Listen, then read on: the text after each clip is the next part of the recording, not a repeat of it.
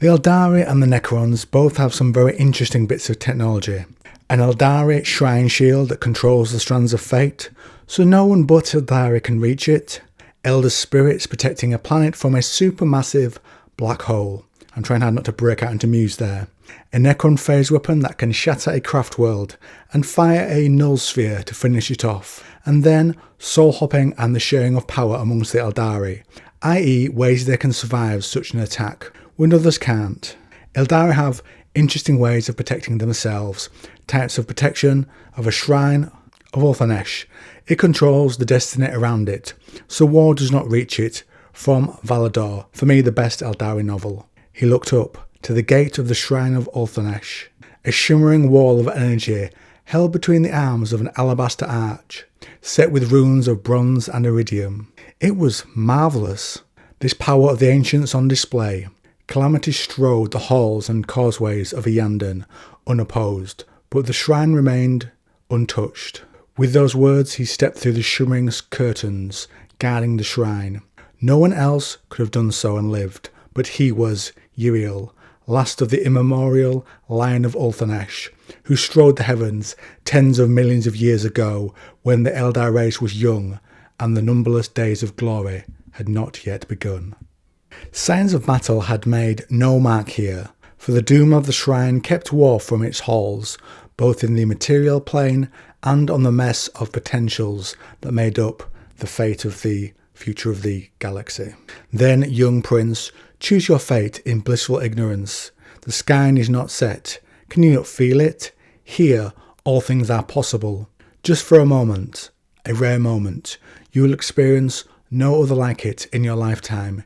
Here is your chance to decide for yourself. Or how about 1,000 dead Aeldari spirits using their collective power to protect an Aeldari planet against the gravity of a supermassive black hole. Also, they did not mention it, it's in the Eye of Terror. From Angel Exterminatus, the heart of the Eye of Terror, a gravitational hellstorm with a supermassive black hole at its structure, the centre. A sphere of polished onyx, swirling with colours like oil smears. It was a sucking wound in the flesh of the galaxy that vomited unnatural matter into the void. Whatever cataclysm had brought the Eye of Terror into being, this was its epicentre. A dark doorway to an unknowable destination and an unimaginably powerful singularity, whose gravity was so strong that it consumed light, matter, space and time in its destructive core. How is that planet not being dragged in, wondered Forex. How are we not being dragged in? The paths above have brought us to Idris, in such a way that whatever force holds this world from destruction and keeps the ravagers of the warp at bay, keeps us safe too. Now a Necron phase weapon that can shatter a Craftworld, from Ahriman Undying. A beam phased to slide under reality, it struck the Craftworld. It had crossed under the matter of its skin and split its burning heart. The Craftworld could have defended itself, could have turned the attack aside, could have woven a shell of dreams to shield itself. It could have lived, if it had known death was coming. The shape of the Craftworld emerged from the light. It was bleeding ghosts and flame. The back quarter of its mass was gone. No debris remained. The edge of the wound glowed and sagged. It was the Craftworld's own systems that had done this.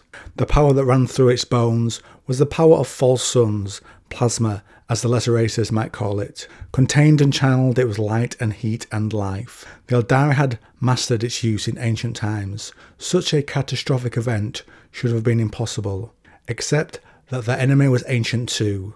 Then they finish off the Craftworld, do the Necrons. When the Necron ships loosed their initial payload, if the naked eye had been able to track the munitions, they would have seemed silver and spheres, each no wider than a human's outstretched arms. Blue light glowed across hair-fine lines and circles cut into the surface of each one. They skipped through the layers of physical reality, blinking as if they skimmed in and out of being. When they struck the wounded Craftworld, the Necron munitions did not even touch the Wraithbone hull, but passed under it. Then they detonated. A human mind, comparing the orbs to its own kind's weapons, would have said that each device was a two-phase munition, an outer explosive shell and an inner implosive core, that triggered one after another. Such a comparison was accurate in only the crudest of ways. Nul-spheres held in each orb expanded into being. They were anathema to the powers of warp and soul. The spirits and ghost energy venting from the Craftworld was sucked into the expanding spheres. Wraithbone began to crack and crumble. Then the paradox engine in each weapon triggered. The explosion of mass and matter vanished as laws of reality holding the Craftworld's hull together reversed for an eye blink. The skin and guts of the great ship tore itself apart. Reality washed back in time to set the remains of the Craftworld drifting through the dark of space. But how do they survive in situations like this? Firstly, pre-fall, they could just resurrect when an Aeldari died.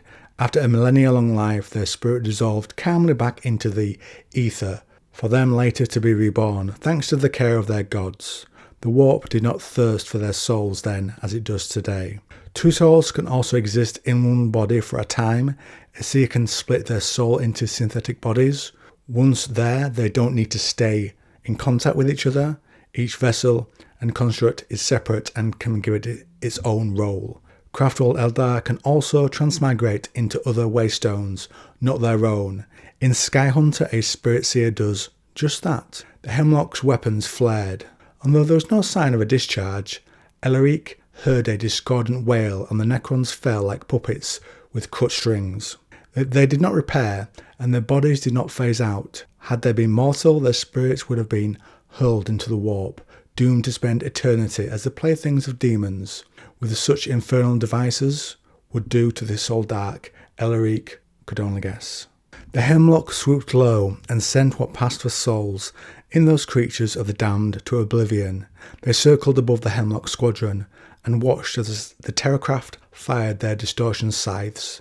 A swath of the enemy fell, never to rise again, amongst them a golden-skinned lord of their kind.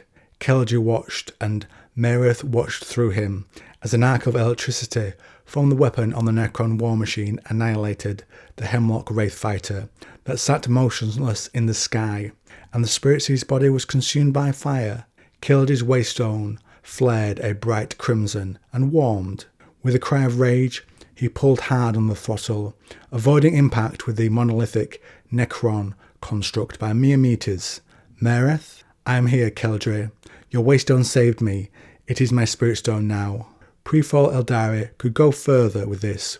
The most extreme transmigrated themselves into animals, ships, structures, or even entire subrealms. So now you can see how the Aeldari are survivors in the setting, but they also have lost some of their greater abilities. So drop me a comment down below if you want to know what I think about the lore. I'll respond to you. And if you like this video on the Aeldari or 40k, you might also like this one.